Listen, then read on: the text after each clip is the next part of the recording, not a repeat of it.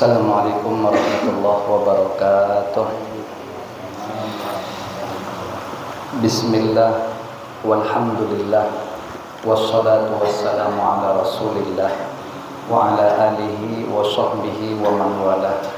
Allahumma salli wa sallim ala sayyidina Muhammadin miftahi babi rahmatillah adada ma fi ilmillah, salatan wa salaman daimaini bidawami mulkillah wa ala alihi wa sahbihi adada kulli dzarratin alfa marrah wala haula wala quwwata illa billah, amma ba'da.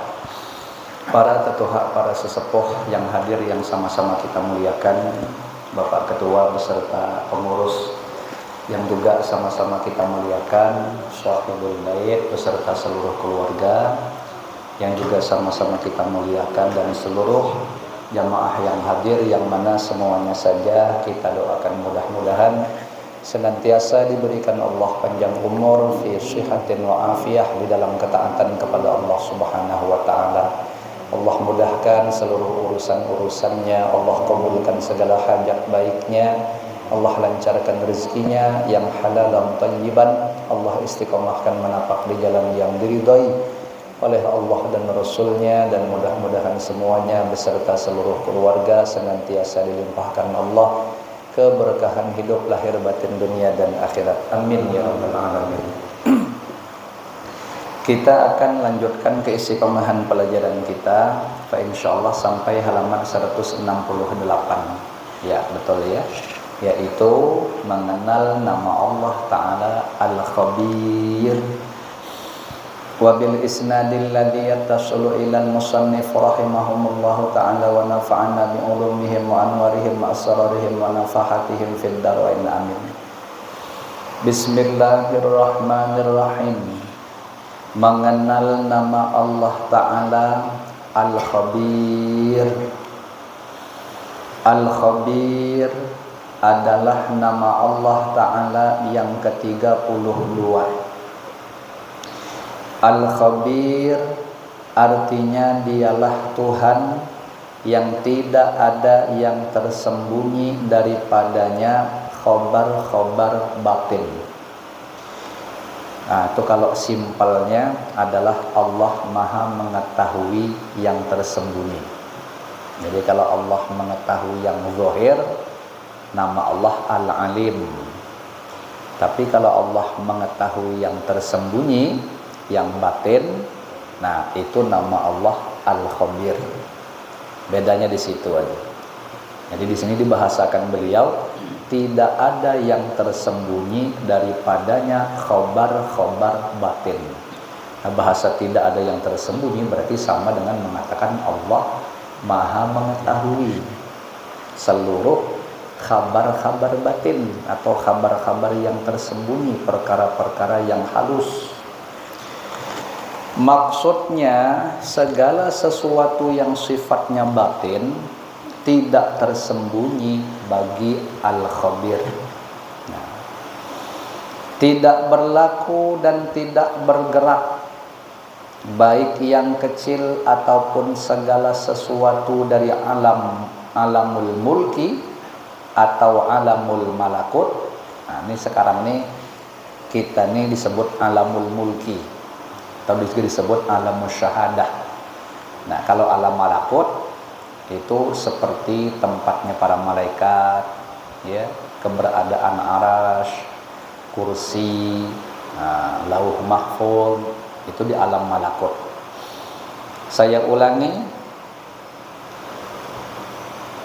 tidak berlaku dan tidak bergerak baik yang kecil ataupun segala sesuatu dari alamul mulki atau alamul malakut, melainkan diketahui oleh Allah Ta'ala dengan serinci-rincinya. Nah, betulnya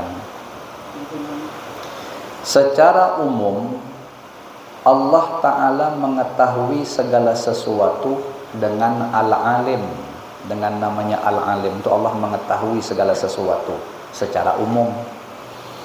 Dan jika dinisbahkan kepada hal-hal yang sifatnya secara rinci dan yang halus-halus, maka dialah Allah Ta'ala yang bernama Al-Khabir. Sekecil apapun yang bergerak atau seumpama semut yang sedang berjalan di kegelapan malam dan mengetahui Allah Ta'ala akan hal-hal yang semacam ini, dia disebut Al-Khabir. Nah,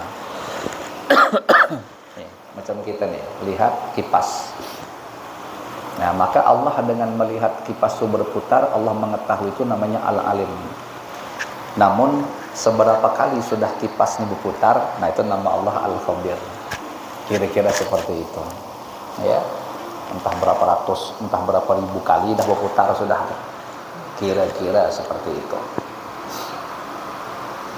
Dari keterangan di atas disebutkan bahwa tidak ada yang bergerak dari segala sesuatu pada alam semesta ini melainkan Allah Ta'ala mengetahui segala sesuatu itu dengan secara rinci, tanpa ada yang tersembunyi sedikit pun. Nah, mengapa pengetahuan Allah Ta'ala begitu halus? Artinya sampai mengetahui rinciannya secara pasti gitu. Bagaimana bisa demikian? Nah, untuk mendekatkan pemahaman bahwa Allah Ta'ala itu Al-Khabir atau mengetahui apa-apa yang tersembunyi, yaitu bahwa segala sesuatu yang ada di alam ini diciptakan dari nur Muhammad sallallahu alaihi wasallam, dan nur Muhammad sallallahu alaihi wasallam diciptakan oleh Allah Ta'ala dari nurnya, ya, nur zat Allah maksudnya. Nah, jadi kalau segala sesuatu ini selain nur Nabi Muhammad itu diciptakan melalui nur Nabi Muhammad. Tapi kalau nur Nabi Muhammad itu langsung diciptakan dari nur zatnya Allah Ta'ala. Makanya tidak akan, jadi seakan-akan segala sesuatu itu nanti akan terhubung kepada Allah Subhanahu wa Ta'ala. Makanya Allah mengetahui segala sesuatu itu. Nah, di sini beliau mencuplik salah satu kata-kata yang ada di dalam Maulid Al-Habsyi, ya. Wa nuru hadzal habib awwalu makhluqin barza fil alam wa minhu tafarra'al wujuda khalqan ba'da khalqin fima hadatsa wa ma taqaddam. Ada kan? Nah, itu kalau tidak salah, mohon maaf lahir batin, itu ada di rawi wa qad ana lil qalam. Nah, artinya awal-awal yang diciptakan oleh Allah Ta'ala pada alam ini yaitu nur Nabi kita Muhammad sallallahu alaihi wasallam. Dari nur Nabi kita Muhammad sallallahu alaihi wasallam itu berpencar segala sesuatu yang ada melalui ciptaan demi ciptaan, baik ciptaan yang sekarang sudah ada di zaman kita maupun ciptaan yang nanti akan datang setelah kita. Intinya segala sesuatu daripada makhluk ini tercipta dari nurnya Nabi kita Nabi Muhammad sallallahu alaihi wasallam, sedangkan nur Nabi Muhammad tercipta langsung dari nur zatnya Allah Subhanahu wa Ta'ala. Makanya segala sesuatu itu masih diketahui Allah, karena ujung-ujungnya juga akan terhubung kepada Allahnya. Nah,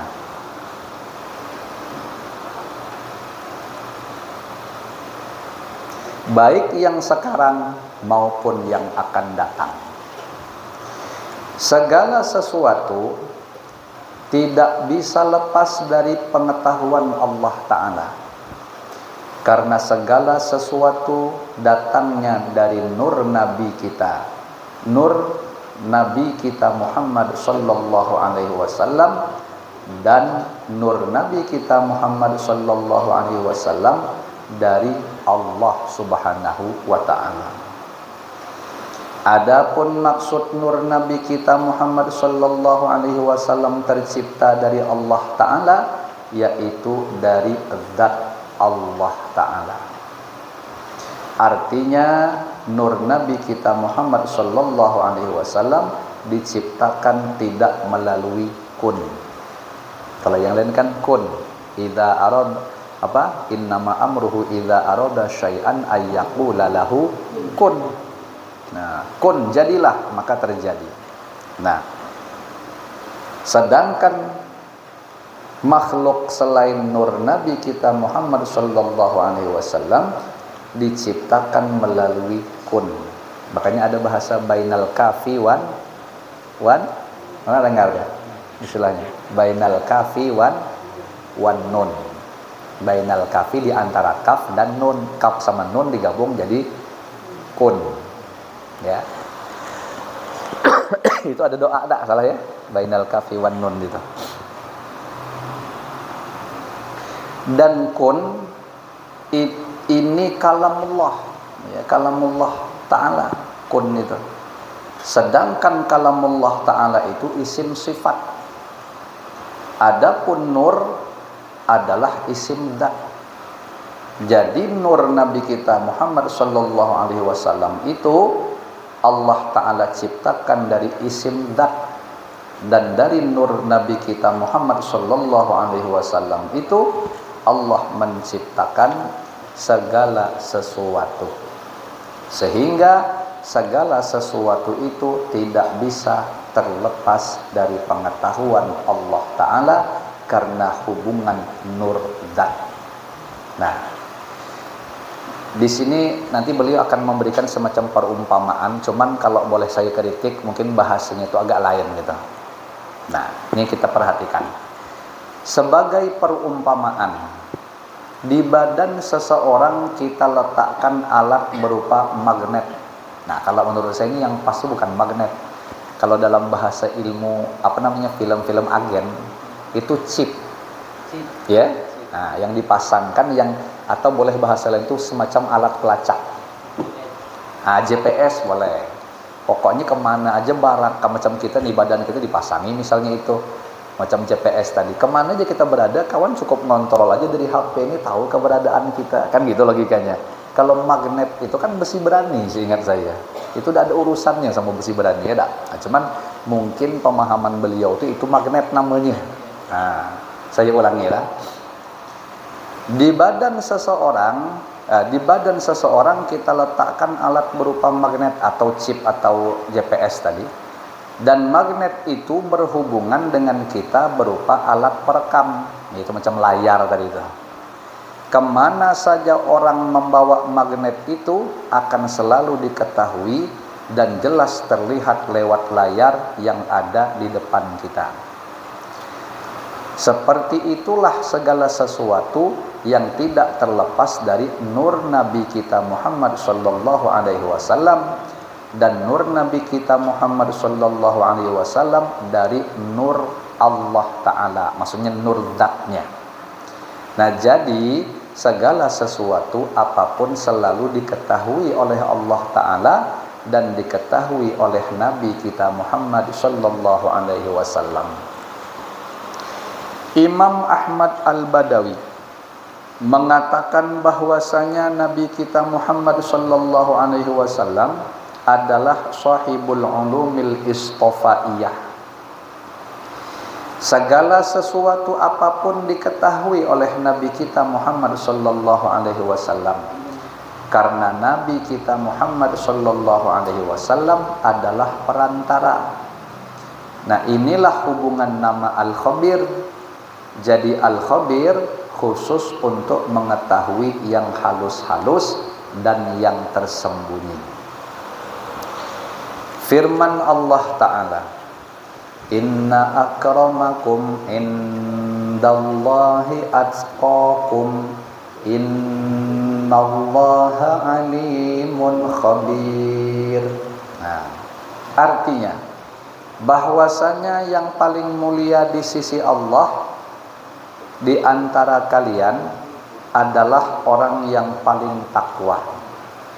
bahwasanya Allah Ta'ala maha mengetahui lagi maha mengenal. Nah di sini dibahasakan al-khabir dengan maha mengenal, ya. Padahal kalau kita lihat daripada kata-katanya maknanya hampir mirip. Al-alim sama khabir. Alim itu maha mengetahui secara global atau yang nampak, sedangkan khabir maknanya juga maha mengetahui, tapi yang halus, terperinci, yang batin. Nah, kenapa ayat ini ditutup dengan kata-kata al-khabir? Nah, di sini dilihat nanti penjelasan beliau. Takwa, nah kan ayat depannya kan berkaitan dengan takwa. Inna akramakum indallahi atqakum. Yang paling mulia di sisi Allah di antara kalian adalah orang yang paling takwa. Nah, takwa adalah perkara yang tersembunyi. Nabi kita Muhammad sallallahu alaihi wasallam mengatakan at-taqwa hahuna. Takwa itu ada di sini, di dalam hati. Jadi ketakwaan itu yang sebenarnya itu adalah urusan hati. Nah, itu berarti perkara yang sangat tersembunyi. Takwa letaknya dalam dada, di hati maksudnya. Oleh sebab itu, setiap disebut takwa disebut al-khabir. Makanya kaitannya ke situ. Tidak cukup alim cuman, tapi khabir. Siapa yang paling takwa? Innallaha alimun khabir. Artinya bahwasanya Allah Ta'ala maha mengetahui lagi maha mengenal.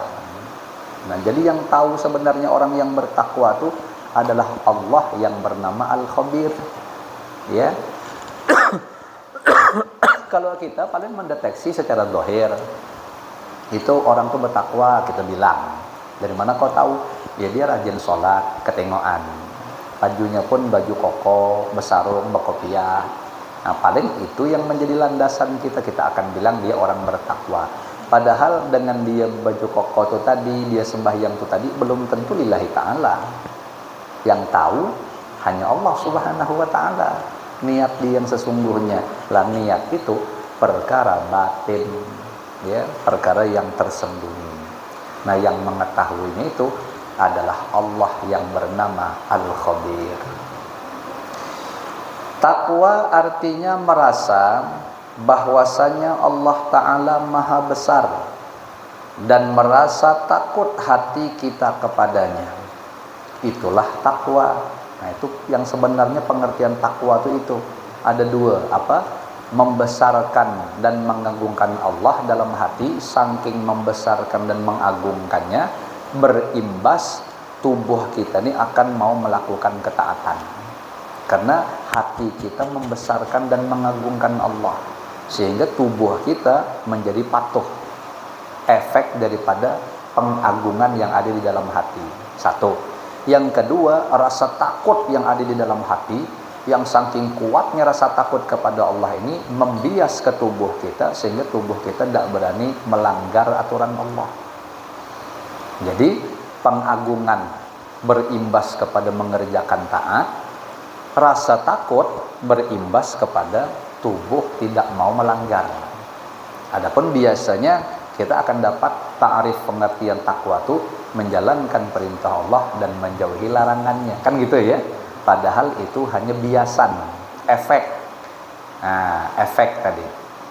Walaupun kita menjalankan perintah, tapi apabila tidak disertai dengan perasaan membesarkan dan mengagungkan Allah, maka pelaksanaan ketaatan kita itu tidak ada artinya. Sebagaimana kalau dibalik, kita ada kesempatan melanggar nih, tahu-tahu kita jauhi, tapi bukan karena rasa takut kepada Allah, maka menjauhkan diri kita daripada pelanggaran itu tadi, itu juga tak ada artinya, tidak dinilai di sisi Allah. Kenapa? Karena tidak ada muatan takutnya. Ya, kita bisa aja kadang-kadang tidak jadi melakukan maksiat, alasannya tidak ada kesempatan, bukan karena takut. Betul kan? Nah, kira-kira begitu. Jadi yang mengetahui keadaan hati kita sedang membesarkan Allah kah, atau hati kita benar-benar sedang takutkah kepada Allah, itu yang tahu hanya Allah. Karena itu sebenarnya takwa itu. Saya ulangi di sini.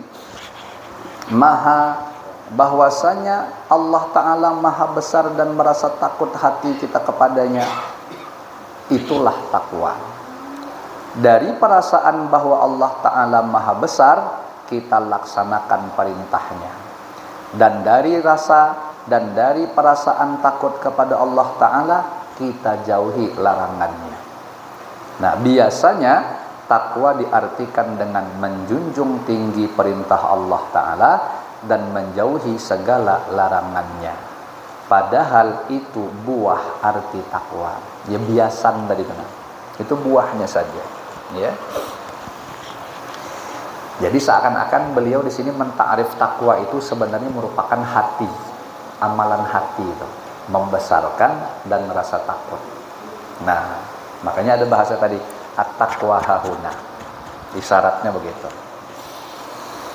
Ibadah kita berupa sholat, puasa, haji, sedekah, sabar, qanaah, dan lain-lainnya. Kalau semua ibadah yang kita laksanakan itu tidak berasal dari hati yang membesarkan Allah Ta'ala, maka tiada hasil ibadah itu. Artinya ibadah itu jadi tidak ada bernilai gitu maksudnya. Ibadah yang ada nilainya yaitu ibadah yang dilaksanakan dari hati yang membesarkan Allah Subhanahu wa Ta'ala. Ya, makanya kita sembahyang subuh itu tidak ada membekas. Kenapa? Ya karena asal-asalan, bukan membesarkan Allah. Ya. Nah, atau kita kadang-kadang mohon maaf lahir batin karena kepengen supaya rezeki lancar, makanya beribadah. Jadi seakan-akan itu motivasinya bukan membesarkan Allah, tapi ada sesuatu yang kita incar. Yang sesuatu itu yang memang kita harapkan kita dapatkan. Jadi sebenarnya disitulah, mohon maaf lahir batin kalau saya membahasakan, disitulah hati-hati orang munafik. Kenapa? Karena dia menjalin hubungan beribadah kepada Allah itu tidak ada jujur. Dia beribadahnya kepada Allah, tapi ibadah itu dijadikannya wasilah, dijadikannya lantaran untuk mendapatkan apa yang ditujunya. Ditujunya bukan Allah, yang ditujunya kesenangan dia sendiri. Ya berupa rezeki lancar, berupa jauh daripada balak musibah, berupa apa yang diinginkan selalu keturutan. Itu tujuan utamanya, menggunakan wasilah ibadah. Baik itu zikir, baik itu ngaji Quran, baik itu segala macam. Nah, disitulah sebenarnya kita tuh bukan beribadah kepada Allah sebenarnya, tapi untuk hawa nafsu kita dewek. Kalau jujur mestinya yang dicari itu cuma sikok. Ya seperti yang dahulu kita sebutkan, menjunjung perintah Allah, mencari keridhaan Allah melalui wasilah ibadah. Jadi tujuan utama itu adalah Allahnya.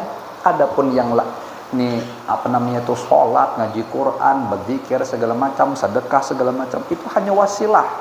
Karena target utamanya keridhaan Allah. Jadi bukan urusan ke kita lagi, tapi ke Allahnya. Nah, itu baru orang beribadah yang jujur. Nah, mohon maaf lahir batin, kebanyakan kita itu tidak jujur. Nah, apa ya bahasa lainnya itu ya?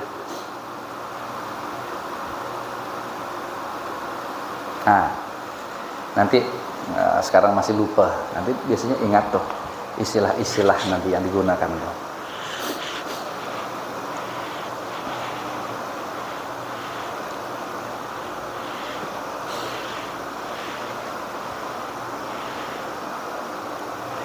Takwa letaknya dalam hati. Betul ya? Itu tidak lagi. Iya. Dan yang tahu berapa besarnya hati, berapa besarnya ketakwaan itu, hanya Allah Ta'ala yang bernama Al-Khabir. Firman Allah Ta'ala, Ya ayyuhalladzina amanu taqullaha wal tanzur nafsum ma qaddamat lighad wattaqullaha innallaha khabirum bima ta'malun. Ya, saya beberapa pas balik dari Mekah ini senang dengarkan murotal tuh ya.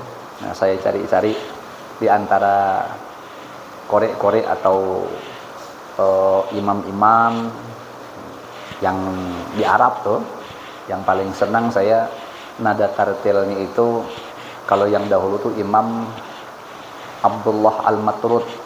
Nah, kalau yang sekarang nih Imam Ala Al-Mizjaji gitu. Al-Mizjaji. Kalau sudah beliau melantunkan surah Fatir tuh enak betul. Nah, ini contohnya nih. Jadi murattil tuh banyak, tapi cuman ya yang agak rasuk ke hati gitu nah maksudnya itu. Nah, kalau malam tuh sembari goreng gitu ya, sembari tidur dengarkan, terutama kalau di rumah-rumah kita tuh ada rasa ya mungkin mohon maaf lahir batin rumah tuh agak panas.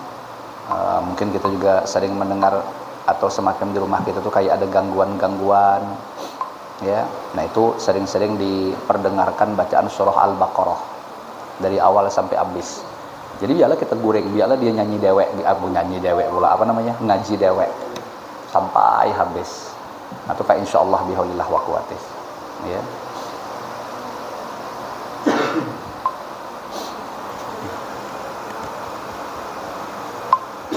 Habis kah anu nih?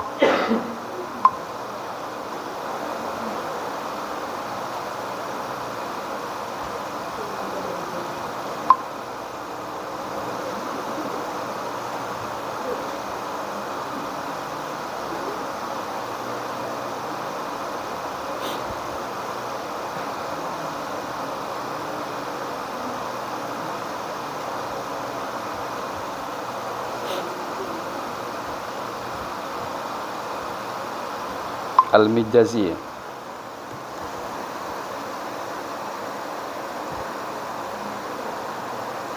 Bismillahirrahmanirrahim.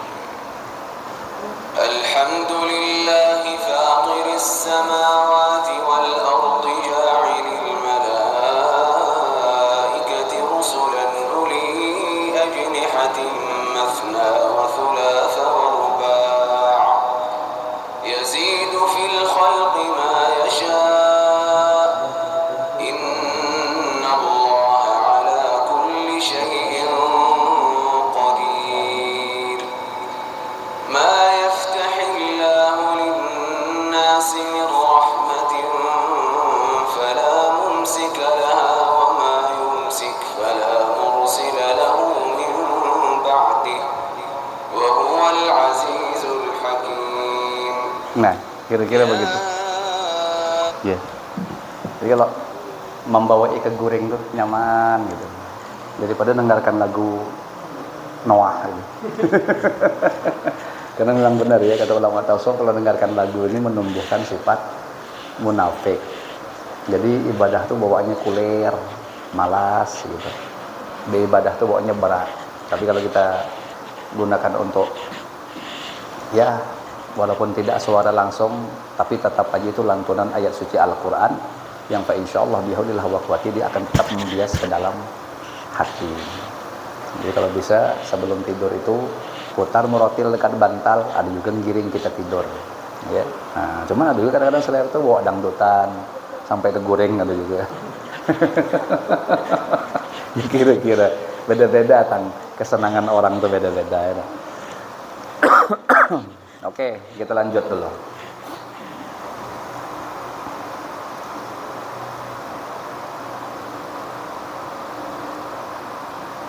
Artinya, yang tadi ya, wahai orang-orang yang beriman, bertakwalah kalian kepada Allah Ta'ala, dan hendaklah setiap orang memikirkan apa yang ia persiapkan untuk hari kiamat.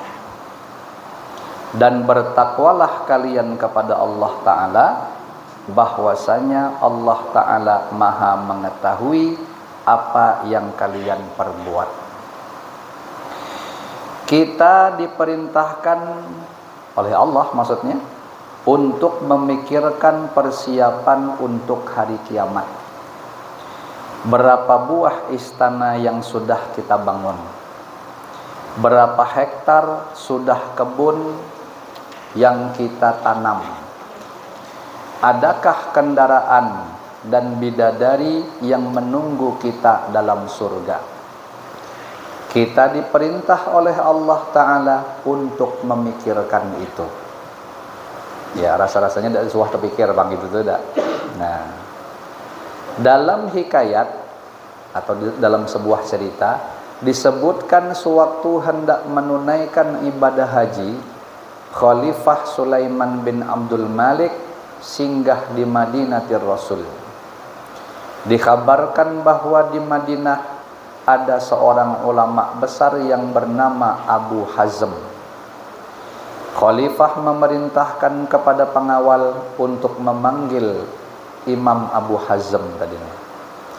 Setelah dipanggil, Khalifah bertanya, "Kenapa kami sangat takut mati?"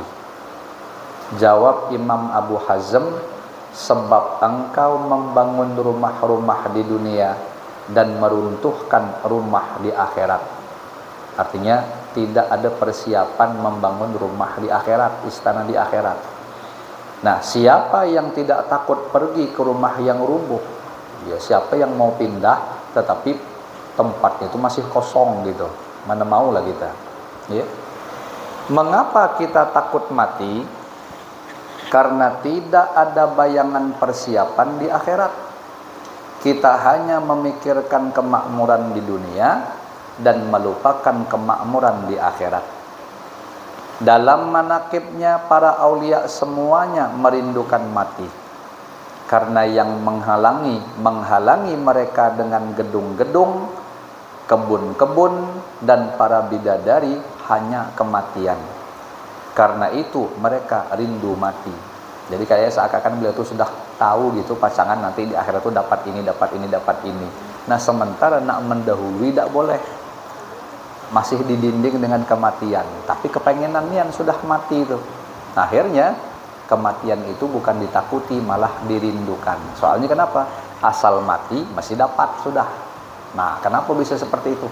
Karena kekuatan keimanan beliau tadi itu dengan kesungguhannya mempersiapkan kesenangan hidup di akhirat. Kalau macam model-model kayak kita memang jelas rata-rata takut mati gitu. Ya. Ya, karena tahu pang di sana entah macam mana nasib istilahnya begitu, barang tidak jelas. Ya, makanya kita takut. Hadis Nabi sallallahu alaihi wasallam, Nabi Muhammad sallallahu alaihi wasallam yang maknanya bahwasanya siapa yang hendak kebun di akhirat hendaklah ia membaca tasbih. Nah, jadi satu tasbih itu satu tanaman yang akan ditanamkan di perkebunan akhirat kita. Itu artinya kita masih pacangan masuk surga. Ya masa ya lahannya disiapkan awak ada di situ. Logikanya kan tidak mungkin. Nah, satu kali tasbih dibaca akan ditanamkan satu pohon di surga. Setiap kali kita menyumbang uang untuk kepentingan rumah ibadah dan majelis ilmu, akan dibangunkan rumah di akhirat. Nah, jadi kalau kita berderma membelanjakan harta kita untuk kepentingan rumah ibadah atau kepentingan majelis ilmu, nah itu seolah-olah kita sedang membangun satu rumah atau satu istana di akhirat. Nah,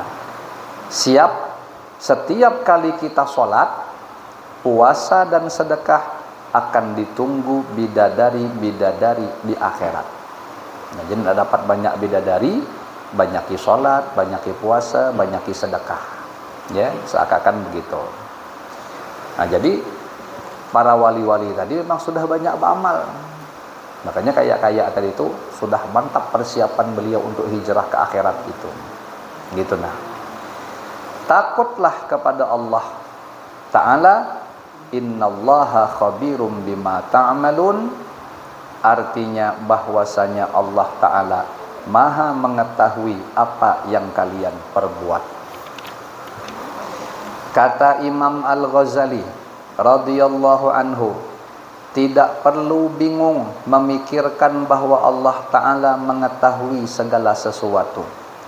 Karena segala sesuatu tidak ada yang lepas dari nur Nabi Muhammad sallallahu alaihi wasallam Dan nur Nabi Muhammad sallallahu alaihi wasallam tidak lepas dari nur zat Allah Ta'ala. Kalau kita memandang sesuatu, maka sesuatu itu mengajak kita beribadah, karena sesuatu itu berasal dari nur Nabi Muhammad sallallahu alaihi wasallam. Jadi tak ada apapun di alam semesta ini yang kita lihat, melainkan semuanya itu akan mengingatkan bahwa kita tuh hamba Allah. Ya. Nah, karena mereka pun seakan-akan kayak mengenalkan diri mereka kepada kita bahwa mereka tuh ciptaan Allah. Berarti Allahnya ada. Gitu nah. Nah, sehingga mengingatkan kita kepada Allah Ta'ala. Asal kita cermati dengan pandangan, tidak sulit kita memikirkan bahwa Allah Ta'ala mengetahui segala sesuatu, sekecil apapun sesuatu itu. Apabila kita sudah meyakini bahwa Allah Ta'ala mengetahui segala yang halus dan yang ada di dalam lagi tersembunyi, maka tugas kita ada dua. Ini buah keimanan kepada nama Allah Ta'ala Al-Khabir. Ada dua tugasnya. Pertama, luzumul ihtiyati, atau selalu berhati-hati. Ya, kenapa? Karena Allah mengetahui yang tersembunyi. Makanya menjadikan kita harus lebih berhati-hati. Terutama urusan hati. Karena Allah Ta'ala senantiasa mengetahui maksiat hati. Sekecil apapun dosa di hati, tidak akan luput dari pengetahuan Al-Khabir. Maksudnya pengetahuan Allah yang bernama Al-Khabir. Maka kita disuruh selalu berhati-hati. Itu akhlaknya atau tugasnya. Yang kedua, mengawasi hati. Adakah dalam hati penyakit yang wajib kita obati dari sifat curang, khianat, sombong, riya, takabur, dan sifat tercela lainnya? Apabila ada dalam hati sifat-sifat seperti itu, maka Allah Ta'ala lebih mengetahui. Dari tugas kita wajib mengobatinya, dan tugas kita wajib mengobatinya. Kebiasaan kita hanya tahu kewajiban sholat, tapi kewajiban membersihkan hati agar sholat kita diterima kita abaikan. Nah, memang betul tuh, ya. Nah, tidak ada penyakit hati yang tidak ada obatnya. Riya ada obatnya, sombong ada obatnya, dan dengki ada obatnya. Tetapi kelemahan kita hanya memperhatikan penyakit zahir. Betul tuh. Sudah badan demam, sibuk mencari obat, ya. Sedikit kaki gatal-gatal, sibuk mencari obat. Tapi kalau sudah urusan hati berpenyakit, diam aja istilahnya. Memang kesalahan kita ya di situ itu. Sedikit penyakit di badan kita obati. Seandainya kita obati hati seperti mengobati badan, kita pelihara hati seperti memelihara tubuh, niscaya hati kita jadi bersih dan sehat. Nah, itulah yang wajib dipelihara kalau kita beriman dengan nama Allah Ta'ala Al-Khabir. Ya, apa tadi tugasnya? Dua, berhati-hati. Satu, yang kedua mengawasi hati. Nah, itulah yang wajib dipelihara kalau kita beriman dengan nama Allah Ta'ala Al-Khabir. Wallahu a'lam bissawab. Pas ya, kita cukupkan. Fa insyaallah bihaulillah wa quwwatih akan kita lanjutkan pada pertemuan yang akan datang mengenal nama Allah Ta'ala Al-Halim. Al-Halim. Adapun yang ada ini sudah tadi ini kita bahas, walaupun hanya seada-adanya ini, mudah-mudahan dijadikan oleh Allah Subhanahu wa Ta'ala menjadi ilmu nafi', manfaat berkah dunia akhirat untuk kita semua. Amin ya rabbal alamin. Ala hadhihi niyatu ala man nawahu aslafun salihun wa likulli niyatin salihah wa ila hadratin nabi sallallahu alaihi wa ala alihi wa sahbihi wa baraka wa sallam. Al-Fatihah.